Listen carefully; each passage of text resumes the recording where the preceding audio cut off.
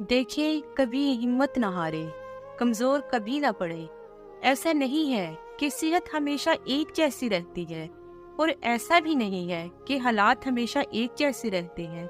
उतार चढ़ाव तो जिंदगी में आते रहते हैं, लेकिन जो लोग हिम्मत हार जाते हैं ना, जो कमजोर पड़ जाते हैं, यानी कि एक बंदे को डॉक्टर ने कहा है, आपकी रिपोर्टें बताती है कि आप बड़े सख्त बीमार हो, आप दवाई खाएं, लेकिन रिपोर्ट आपकी कहती है, और उनके बच्चों को भी कहा जा रहा है कि उनके पास 2 ही हफ्ते हैं, जितनी हो सके उनकी खिदमत कर लो।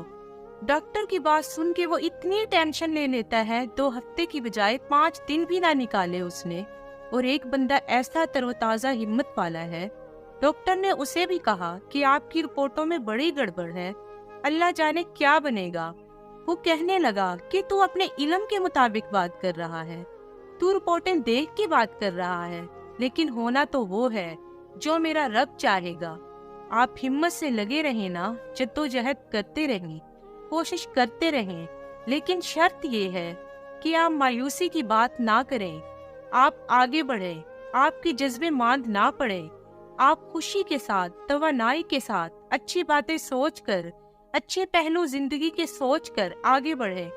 हजरत उमर फारूक रज़ी अल्लाह ताला अन्हो का एक कौल याद रखें। हजरत उमर फरमाया करते थे, अगर तुम बुलंद मुकाम हासिल करना चाहते हो ना, तो फिर कम हिम्मत कभी ना होना।